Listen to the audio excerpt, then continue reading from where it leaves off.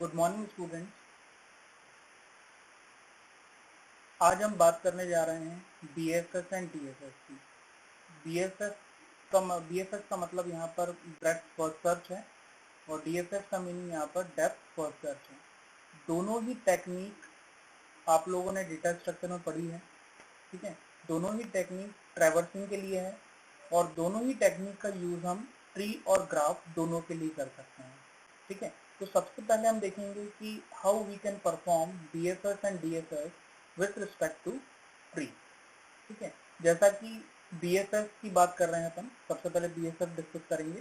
तो BFS की बात कर रहे हैं तो BFS का फुल फॉर्म है ब्रेड्थ फर्स्ट सर्च।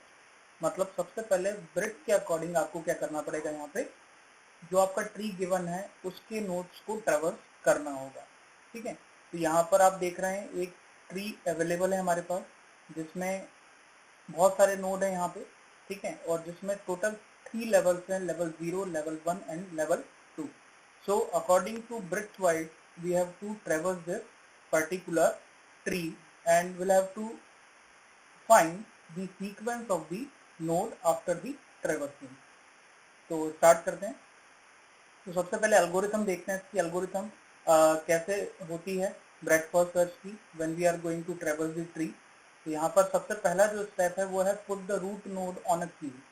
हाँ, और एक चीज और बताना चाहूंगा मैं कि अगर आप BFS को इम्प्लीमेंट कर रहे हैं, ब्रेड्थ फर्स्ट सर्च को इम्प्लीमेंट कर रहे हैं, so for implementing breadth first search we'll have to use the concept of queue when we are going to implement this BFS in programming. So we'll have to use the concept of queue, and queue concept you have already understand in the previous semester and the subject was data structure. ये already आप लोगों ने किया हुआ है। तो जब भी आप BFS को इम्प्लीमेंट करेंगे तो यहाँ पर क्यू का कॉन्सेप्ट यूज होगा, ठीक है। और क्यू में मैं आपको बताना चाहूँगा कि क्यू में जब भी हम क्यू को इम्प्लीमेंट करते हैं तो इंसर्शन और डिलीशन के लिए when we are going to insert the element and when we are going to remove any element from the queue, so we have two separate individual ends by which we can add or insert the element to queue or we can remove the element from the queue। मतलब queue में element को add करने के लिए, insert करने के लिए हमारे पास रियर एंड होता है और क्यू में एलिमेंट को रिमूव करने के लिए हमारे पास फ्रंट एंड होता है। तो मतलब दो एंड से यहाँ पे काम होता है जब हम एलिमेंट को इंसर्ट करना चाहते हैं और जब हम एलिमेंट को क्यू से रिमूव करना चाहते हैं, ठीक है। तो सबसे पहला जो स्टेप है एल्गोरिथम का वो है कि put the root node on a queue. मतलब रूट नोड हमें क्या करना है, क्यू पर इंसर्ट करना है। मतलब यहाँ पर आप देख रहे हैं जो पहला जो नोड है वो नोड ए है, तो ए को अपन क्या करेंगे, यहाँ पे इंसर्ट कर देंगे क्यू के अंदर। नेक्स्ट जो स्टेप है वो क्या है, नेक्स्ट स्टेप में हमें एक लूप यहाँ पर चलाना होगा और लूप ये जब तक चलेगा जब तक कि क्यू एम्प्टी ना हो जाए, ठीक है। जैसे क्यू एम्प्टी हो जाएगी ये पर्टिकुलर लूप ब्रेक हो जाएगा और कंट्रोल इसके बाहर आ जाएगा, ठीक है। और इस लूप में हमारे पास 3 स्टेप्स हैं। सबसे पहले remove a node from a queue, मतलब जो हमने पर्टिकुलर नोड क्यू के अंदर इंसर्ट किया है उस पर्टिकुलर नोड को हमें रिमूव करना है, ठीक है। देन उस पर्टिकुलर नोड को हमें सक्सेसफुली ट्रैवर्स करना है और फिर हमें क्या करना है, उसके जो चाइल्ड हैं वो क्यू के अंदर हमें इंसर्ट करना है, ठीक है। और ये तीनों प्रोसेस जब तक रिपीट होंगी, 3 स्टेप जब तक रिपीट होंगी जब तक कि क्यू एम्प्टी नहीं है। जैसे एम्प्टी क्यू क्यू जो है वो एम्प्टी हो जाएगी तो आपका लूप ब्रेक हो जाएगा और यहाँ से आपका कंट्रोल बाहर आ जाएगी, ठीक है। और थर्ड स्टेप, अगर क्यू एम्प्टी नहीं है, क्यू एम्प्टी है, then will have to return the value. मतलब क्यू में क्यू कब एम्प्टी होगी, जब आपके ट्री में कोई भी नोड अवेलेबल नहीं होगा। At that case, in that case your queue will be empty, so there is no need of breadth first search in that particular case। so start करते हैं। तो यहाँ पर देखिएगा ट्री आपको दिया हुआ है, तो ब्रेड्थ फर्स्ट सर्च के अकॉर्डिंग सबसे पहले 0th लेवल पे जो भी आपका नोड है उसको अपन क्यू में रखेंगे। मतलब सीक्वेंस में पहला नोड आएगा, that is your root node, ठीक है। ये ब्रेड्थ फर्स्ट सर्च है, दैट मीन्स लेवल वाइज हमें क्या करना है, सारे नोड्स को ट्रैवर्स करना है। Now come to the level 1 of the tree. Level 1 में हमारे पास क्या है, ब्रेड्थ वाइज सबसे पहला नोड क्या है, नोड बी है। Then breadth wise second node क्या है हमारे पास, सी है। So the sequence will be B C at the level 1, ठीक है। नेक्स्ट लेवल देखें, लेवल 2 देखेंगे अपन ट्री का। तो लेवल 2 में हमारे पास 4 नोड है, जिसमें पहला नोड D है, देन E है, देन S है, देन G है। सो according to the breadth first search concept, the sequence of this particular tree after traversing, that is A, B, C, D, E, F, G. That means we'll have to traverse all the nodes which is present in a tree breadth wise. Level wise we'll have to traverse the node which is available in a tree. So like that you can perform DFS also. DFS भी कुछ इसी तरह से आप कर सकते हैं। आइए स्टार्ट करते हैं DFS। तो DFS क्या है? डेप्थ फर्स्ट सर्च है।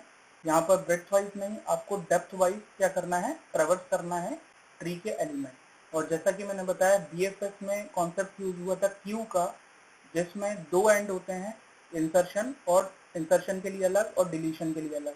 तो यहाँ पर DFS की बात करेंगे, डेप्थ फर्स्ट सर्च की बात करेंगे, तो यहाँ पर जो आपका कॉन्सेप्ट यूज होगा वो यूज होगा स्टैक का। और स्टैक भी आप लोगों ने डेटा स्ट्रक्चर में अच्छी तरह से पढ़ा हुआ है। तो स्टैक जो होता है इसमें केवल एक ही एंड होता है एलिमेंट को स्टैक में पुश करने के लिए और एलिमेंट को स्टैक से पॉप अप करने के लिए, ठीक है। तो आइए स्टार्ट करते हैं इसका एल्गोरिथम। एल्गोरिथम में पहला स्टेप क्या है? सबसे पहले हमें क्या करना है? हमें स्टैक में एलिमेंट को पुश करना है, ठीक है। यहाँ पर आप क्यू की जगह स्टैक कर लीजिएगा, ठीक है।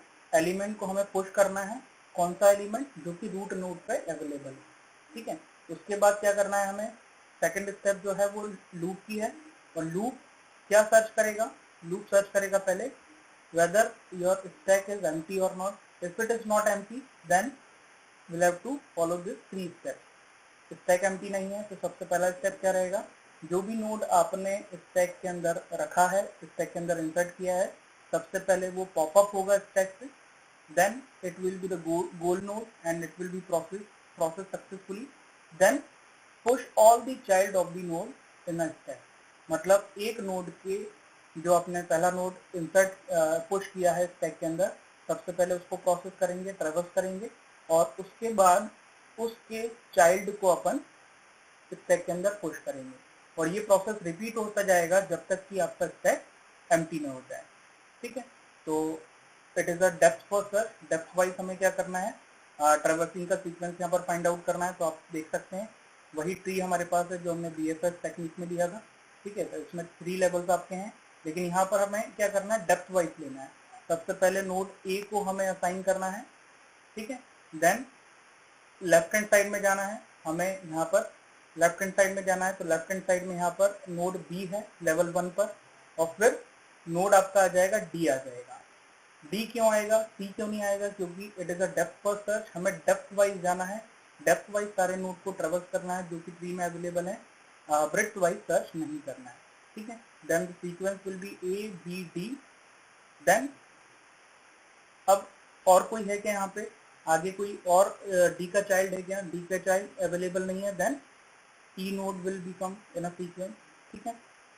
Then C, then F, then G. So like that you can traverse the tree, you can traverse each and every node which is present in a tree using depth first search algorithm, ठीक है। अब ये तो बात हुई कि मैंने BFS और DFS आपको विथ रेस्पेक्ट टू ट्री बताया, ठीक है।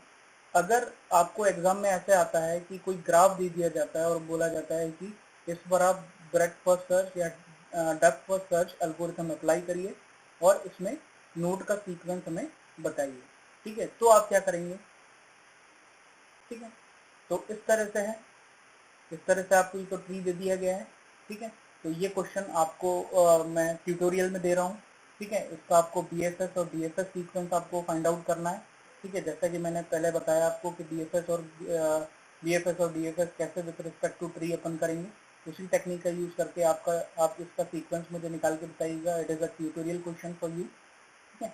तो मैं यहाँ पर बात कर रहा हूँ कि अगर आपको BFS और DFS अगर ग्राफ के रेफरेंस में आया तो कैसे आप यहाँ पर ग्राफ के सारे नोड को ट्रेवर्स करेंगे, ठीक है। तो अब देखते हैं कि ग्राफ ट्रेवर्सल टेक्निक क्या है। तो ग्राफ ट्रेवर्सल टेक्निक वही है आपकी breadth first search, depth first search. The funda will be same here. Breadth first search को इम्प्लीमेंट करने के लिए आप क्यू का यूज करेंगे। क्यू का मतलब फर्स्ट इन फर्स्ट आउट, ठीक है। और डेप्थ फर्स्ट सर्च का इम्प्लीमेंटेशन करने के लिए आपको स्टैक का यूज करना होगा, that works on the principle of last in first out और फर्स्ट इन लास्ट आउट। ठीक है, तो सबसे पहले देखते हैं कि लॉजिक क्या होता है, how we can traverse all the nodes which is available in a graph using breadth first search and depth first search. ठीक है, तो यहाँ पर देखिएगा, during the execution of the algorithm each node n of a g, n का मतलब it can be any node of the given graph G will be one of three state called status of n। मतलब यहाँ पर आप देखते हैं, यहाँ पर मैंने ये बताया है कि ग्राफ G के नोड की 3 स्टेटस होती है यहाँ पे। तो स्टेटस 1 की बात करें, स्टेटस 1 की बात करेंगे तो स्टेटस 1 का मतलब क्या है, it is a ready state of the particular node और element which is present in a graph. मतलब ऐसा नोड जिसका स्टेटस 1 है उसको हम कहेंगे कि नोड जो है वो रेडी स्टेट में है। ठीक है, देन स्टेटस 2 का मतलब है अगर किसी पर्टिकुलर नोड का स्टेटस 2 हो जाता है, दैट मीन्स वो पर्टिकुलर नोड क्या है, वेटिंग स्टेट में है and it is about to process होने जा रहा है नोड। ठीक है, थर्ड स्टेट जो है वो है प्रोसेस स्टेट है, मतलब आपका जो पर्टिकुलर नोड ग्राफ में अवेलेबल है वो प्रोसेस हो रहा है या हो चुका है। ठीक है, so there are 3 particular status of the particular node which is present in a given graph। तो देखते हैं breadth first search how we can apply the algorithm, कैसे अपन अप्लाई करेंगे एल्गोरिथम का। ठीक है, और BFS का यूज करने के लिए मैंने आपको बताया BFS जो कॉन्सेप्ट किस कॉन्सेप्ट पे काम करता है, it works on the concept of Q के कॉन्सेप्ट पे यहाँ पर काम करता है। ठीक है, तो स्टार्ट करते हैं अपन इसका एल्गोरिथम की कैसा एल्गोरिथम है। ठीक है, तो this algorithm execute the breadth first search on a graph G beginning at the starting node A। मतलब आपको कोई ग्राफ दिया है उसमें आपको बिगिनिंग नोड दिया रहेगा, that means you'll have to start the traversing of that particular graph from the particular given node। तो यहाँ पर दिया हुआ है कि नोड ए से आपको ट्रेवर्सिंग स्टार्ट करनी है, मतलब सीक्वेंसिंग में जो पहला नोड आएगा वो नोड ए होगा। ठीक है, स्टेप 1 देखें, स्टेप 1 का मतलब यहाँ पर क्या है, initialize all the node to the ready state. मतलब ग्राफ में जितने भी नोड अवेलेबल हैं, सपोज ग्राफ में 50 नोड अवेलेबल हैं, तो सबसे पहली स्टेप क्या होगी, पहली स्टेप होगी कि उन 50 नोड्स को आपको क्या करना पड़ेगा, रेडी स्टेट अलोकेट करनी होगी। ठीक है, रेडी स्टेट अलोकेट करनी होगी। ठीक है, देन सेकंड स्टेप देखें, सेकंड स्टेप क्या है, सेकंड स्टेप ये है put the starting node A. जैसा कि मैंने बताया कि जो भी ग्राफ आपका एग्जाम में आएगा उसका आपको ब्रेड्थ फर्स्ट सर्च एल्गोरिथम के अकॉर्डिंग सीक्वेंसिंग ट्रैवर्सिंग निकालना है। ठीक है, तो उसमें आपको एक इनिशियल स्टार्टिंग पॉइंट या आप कह सकते हैं बिगिनिंग नोड या रूट नोड आपका दिया रहेगा।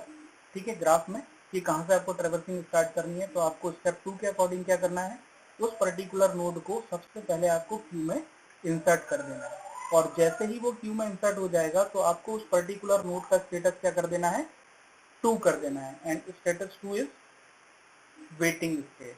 That means your particular node is about to process, मतलब आपका जो पर्टिकुलर नोड है उसका स्टेटस अब रेडी स्टेट से वेटिंग स्टेट में आ गया है, दैट मीन्स वो प्रोसेस होने वाला है। अब थर्ड स्टेप की बात करेंगे, तो थर्ड स्टेप में यहाँ पर अपन क्या लगाएंगे, लूप लगाएंगे। लूप कैन बी एनीथिंग, ठीक है, एज पर योर कंफर्ट। आप वाइल लूप लगा सकते हैं, फॉर लूप लगा सकते हैं, या डू वाइल लूप लगा सकते हैं। जैसे जैसे जिस भी लूप में आप कंफर्ट हो वो अपनी कंफर्टनेस के हिसाब से आप लूप यहाँ पर चूज कर सकते हैं। और इस लूप में हमें करना क्या है, लूप में हमें स्टेप 4 एंड 5 जो दी है वो हमें रिपीट करते हुए जाना है, और वो 4 और 5 स्टेप जब तक रिपीट होंगी जब तक कि क्यू आपका एम्प्टी नहीं है। मतलब हर इटरेशन में आपको क्या चेक करना है, वेदर क्यू इज एम्प्टी और नॉट। ठीक है, देन स्टेप 4 क्या है, जिसको हमें रिपीट करना है on the basis of the condition of a loop.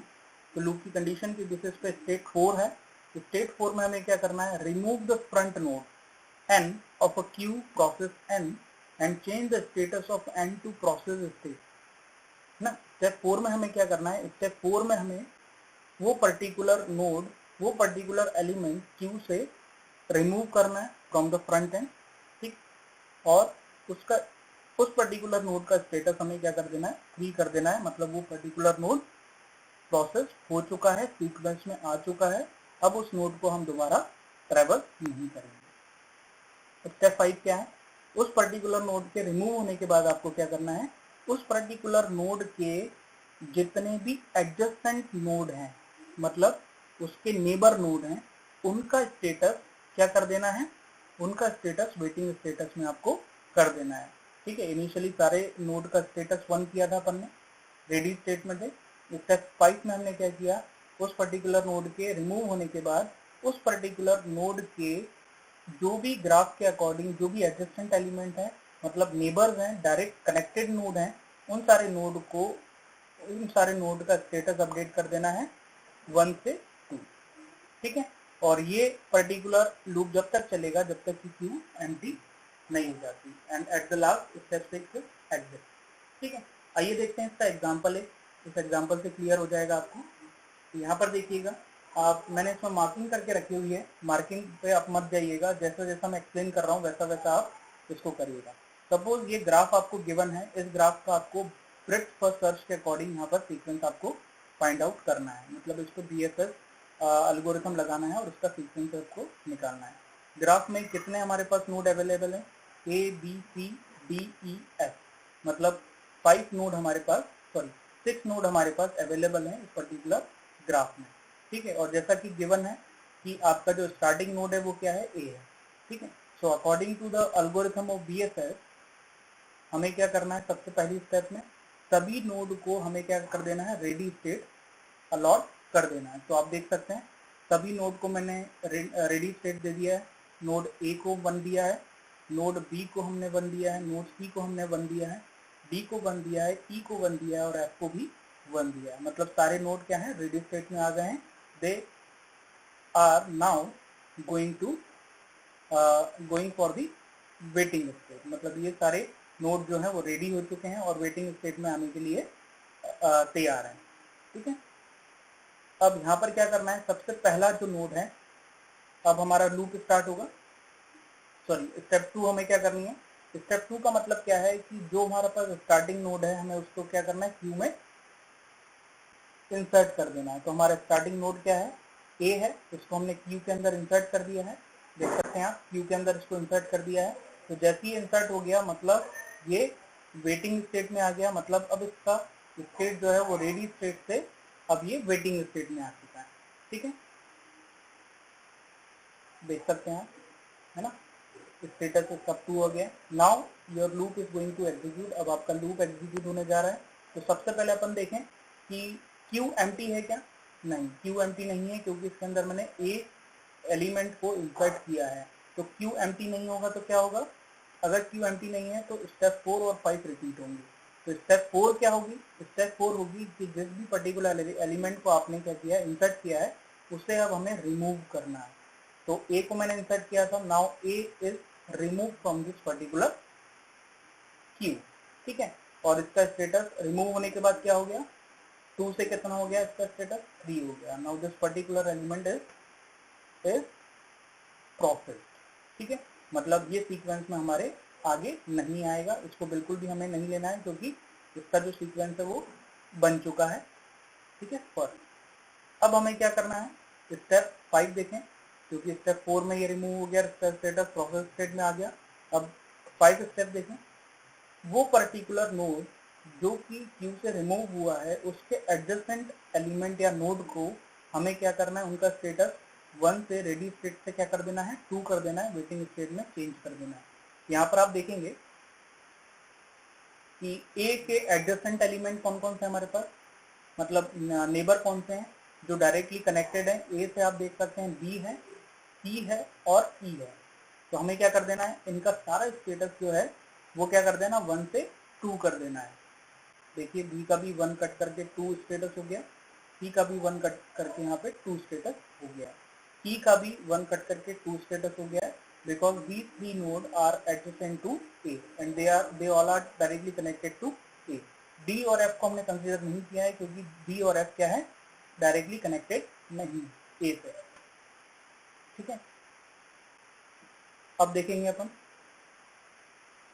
कि क्या करना है हमें। नाउ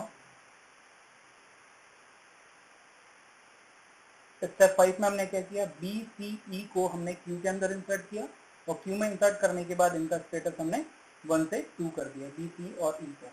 अब चेक होगा कंडीशन क्या, वेदर क्यू इज एम्प्टी और not. Now Q is not empty again, Q आपका एम्प्टी नहीं है क्योंकि इसमें बी सी और ई अवेलेबल हैं, ठीक है। तो स्टेप 4 रिपीट होगी, remove the front node N of a queue process N, मतलब जो पर्टिकुलर एलिमेंट है क्यू के अकॉर्डिंग, क्यू के कॉन्सेप्ट के अकॉर्डिंग वो कौन सा एलिमेंट रिमूव होगा, यहाँ से बी एलिमेंट रिमूव होगा, क्योंकि क्यू जो है वो फर्स्ट इन फर्स्ट आउट के फैशन पे काम करती है ना, यही कॉन्सेप्ट यही प्रिंसिपल होता है क्यू का। तो यहाँ पर जो फ्रंट है वो इस पर्टिकुलर नोड पर है और जहाँ पर फ्रंट होता है वहीं से पर्टिकुलर एलिमेंट रिमूव होता है, बी एलिमेंट यहाँ से रिमूव हो चुका है और जैसे ही एलिमेंट रिमूव होगा तो इसका स्टेटस हमें क्या कर देना है, 2 से 3 कर देना है, मतलब बी एलिमेंट जो है वो क्या है, वो प्रोसेस हो चुका है, ठीक है। और जो भी एलिमेंट प्रोसेस हो गया है जिसका स्टेटस 3 हो गया है, उसके बाद स्टेप 5 रिपीट करनी है और स्टेप 5 में क्या है, जो एलिमेंट रिमूव हुआ है उसके पर्टिकुलर नेबर, उस पर्टिकुलर नोड के नेबर या एडजेसेंट एलिमेंट या डायरेक्टली कनेक्टेड एलिमेंट हमें क्या करना है, क्यू के अंदर ऐड करना है और उनका स्टेटस रेडी स्टेट से वेटिंग स्टेट में अपडेट कर देना है। तो यहाँ पर देख सकते हैं बी जो एलिमेंट या नोड है आपका रिमूव हुआ है, ठीक है। तो इसके पर्टिकुलर एडजेसेंट एलिमेंट कौन से, डी और एफ है, तो डी और एफ भी क्या होंगे, क्यू में ऐड हो जाएंगे और क्यू में ऐड होने के बाद इनका भी स्टेटस हो जाएगा 1 से 2 हो जाएगा, ठीक है। अब जो एलिमेंट हमारे पास क्यू में अवेलेबल है वो है सी ई डी एफ, ठीक है। तो C D E F element available है, वापस आपका लूप रिपीट होगा, कंडीशन चेक होगी, तो queue is not empty again. अब क्या करेंगे, अब हमें रिमूव करना है वो पर्टिकुलर एलिमेंट जो कि नेक्स्ट एलिमेंट है सी, सी को रिमूव किया हमने, तो सी का भी स्टेटस 1 से 2 हुआ था और 2 से अब ये 3 हो गया, तो सी भी प्रोसेस हो गया है, ठीक है। तो सीक्वेंस भी देखते जाइएगा आपका सीक्वेंस कैसे बनता जा रहा है, A B C, C remove हुआ। स्टेप 5, इसके एडजेसेंट एलिमेंट को हमें क्या करना है, क्यू में ऐड करना है और उनका स्टेटस रेडी स्टेट से वेटिंग स्टेट में अपडेट कर देना है। तो सी के एडजेसेंट एलिमेंट देखिए क्या है हमारे पास, सी के एडजेसेंट एलिमेंट ए है, ए को हम कंसीडर नहीं कर सकते क्योंकि ये ऑलरेडी प्रोसेस हो चुका है, आप देख सकते हैं यहाँ पर इसका स्टेटस। सी का डायरेक्टली जो है वो ई है, तो ई भी यहाँ पर क्या है, ई भी यहाँ पर कौन सी स्टेट में है, वेटिंग स्टेट में है, ठीक है। और डी भी यहाँ पर वेटिंग स्टेट में है, तो यहाँ पर कोई भी ऐसा नेबर नहीं है जो क्यू के अंदर वापस से ऐड होगा, क्योंकि ये एलिमेंट क्या है, वेटिंग हो रहा है, मतलब क्यू के अंदर वेट कर रहे हैं अपने प्रोसेस होने का, तो इनको भी कंसीडर हम नहीं कर सकते, ठीक है। तो ये यहाँ से रिमूव हो गया, देन फिर से रिपीट होगा। अब क्यू में एलिमेंट कितने अवेलेबल हैं, ई डी और एफ, ठीक है। ई डी और एफ 3 एलिमेंट अवेलेबल हैं, वापस से क्यू आपका चेक होगा वेदर इट इज एम्प्टी और नॉट, तो queue is not empty now, empty नहीं है, ठीक है। तो जो नेक्स्ट एलिमेंट है वो रिमूव होगा और उसका स्टेटस कितना हो जाएगा, 3 हो जाएगा। तो नेक्स्ट एलिमेंट हमारे पास क्या है, ई है, ये रिमूव होगा और जैसे ये रिमूव हुआ तो स्टेटस 2 से अब 3 हो गया, now it is also process, ये भी प्रोसेस हो गया। और स्टेप 5 के अकॉर्डिंग जो एलिमेंट रिमूव होता है उसके पर्टिकुलर एडजस्टेंट एलिमेंट को अपन क्या करते हैं, क्यू के अंदर ऐड करते हैं। तो यहाँ पर देखिएगा ई का जो एडजस्टमेंट एलिमेंट है वो सी है, लेकिन सी ऑलरेडी प्रोसेस्ड है, इसका स्टेटस आप देख सकते हैं। ई का डायरेक्ट यहाँ पर ए से भी कनेक्शन है, कनेक्टेड है, तो यहाँ पर ए भी ऑलरेडी प्रोसेस हो चुका है और एफ भी प्रोसेस होने के लिए वेट कर रहा है, इसका स्टेटस भी 2 है, तो इन तीनों को भी हम कंसीडर नहीं कर सकते, ठीक है। दैट मीन्स स्टेप 5 भी आपकी कंप्लीट हो गई। अब स्टेप वापस 3 से 3 रिपीट होगी, इसमें लूप आपका कंटिन्यूस चेक करेगा क्यू इज एम्प्टी और not, Q is again not empty because it is having D और एफ, दो एलिमेंट यहाँ पर अवेलेबल है, ठीक है। तो नेक्स्ट जो एलिमेंट वो रिमूव होगा, स्टेप 4 रिपीट होने पर डी एलिमेंट यहाँ पर क्या होगा, रिमूव होगा, तो डी एलिमेंट रिमूव होगा, ठीक है। तो इसका स्टेटस क्या हो जाएगा, 2 से 3 हो जाएगा, ये भी प्रोसेस हो जाएगा। और स्टेप 5 में जो भी एलिमेंट रिमूव होता है उसका नेबर को अपन क्या करते हैं, क्यू के अंदर इंसर्ट करते हैं। तो डी के डायरेक्ट जो नेबर्स हैं वो देखिए, डी का डायरेक्ट नेबर क्या है, बी है, बी को भी हम ऐड नहीं कर सकते हैं दोबारा क्योंकि ये प्रोसेस हो चुका है, सी को भी नहीं कर सकते, ये भी प्रोसेस हो चुका है, और डी से ई भी डायरेक्टली कनेक्टेड है, ये भी इसका नेबर है, तो ये भी ऑलरेडी प्रोसेस हो चुका है। तो इन तीनों को अपन क्यू के अंदर ऐड नहीं कर सकते हैं, ठीक है। तो स्टेप 5 यहाँ पर कंप्लीट हो गया। वापस से स्टेप 3, स्टेप 3 में क्या होगा, डू फिर से चेक करेगा क्यू इज एम्प्टी और नॉट। अभी क्यू एम्प्टी नहीं है, यहाँ पर एफ अवेलेबल है, ठीक है। और फिर क्यू से क्या रिमूव होगा, एफ रिमूव होगा, और एफ के रिमूव होते ही इसका स्टेटस प्रोसेस स्टेट से क्या हो जाएगा, सॉरी वेटिंग स्टेट से क्या हो जाएगा, प्रोसेस स्टेट में चेंज हो जाएगा, अपडेट हो जाएगा। और फिर देखेंगे कि क्यू में इसके नेबर क्या इंसर्ट हो सकते हैं क्या, तो इसके डायरेक्टली नेबर कौन से हैं, बी और ई हैं। तो बी भी ऑलरेडी प्रोसेस हो चुका है और ई भी प्रोसेस हो चुका है, तो दोनों को अपन ऐड नहीं कर सकते हैं, ठीक है। और फिर क्या होगा, और स्टेप 5 कंप्लीट हो जाएगी और वापस से स्टेप 3 रिपीट होगी। अब यहाँ पर आपका लूप चेक करेगा वेदर क्यू इज एम्प्टी और नॉट। तो क्यू यहाँ पर देखिएगा, क्या क्यू में अब कोई एलिमेंट है कि हमारे पास, नहीं है, मतलब क्यू में जितने भी एलिमेंट इंसर्ट किए गए थे वो सारे स्टेप बाय स्टेप क्या हो गए, रिमूव हो चुके हैं, ठीक है। नाउ क्यू इज एम्प्टी, तो लूप यहाँ पर ब्रेक होगा और एट द लास्ट आपका स्टेप 6 एग्जीक्यूट होगा, that is exit from the loop. तो इस तरह से आपका ये सीक्वेंस तैयार हो गया, A B C E D F, ठीक है। तो यहाँ पर अगर आप चाहें तो इसका ट्री भी जनरेट कर सकते हैं, ए से डायरेक्ट ए से बी, बी से सी एंड सी ए से ई, देन बी से डी और एफ। तो इस तरह से आप इसका ट्री भी जनरेट कर सकते हैं। तो इस तरह से आप यहाँ पर breadth first search algorithm apply कर सकते हैं for the traversing of the graph and to find the sequence of the particular node, ठीक है। तो आई थिंक ये आपको समझ में आ गया होगा, क्लियर हो गया होगा कॉन्सेप्ट कि कैसे BFS को ट्री के रेस्पेक्ट में हम यूज करें और कैसे ब्रेड्थ फर्स्ट सर्च एल्गोरिथम को ग्राफ के रेफरेंस में हम यूज करें, ठीक है। अगर इससे रिलेटेड कोई भी आपको डाउट है तो स्टूडेंट्स को आप मुझे व्हाट्सअप कर सकते हैं, मुझे कॉल कर सकते हैं, ठीक है। तो थैंक यू, आज के लिए इतना ही करते हैं और नेक्स्ट टर्म पे अपन देखेंगे कि how we can apply DFS algorithm, depth first search algorithm for traversing the graph node. Thank you students.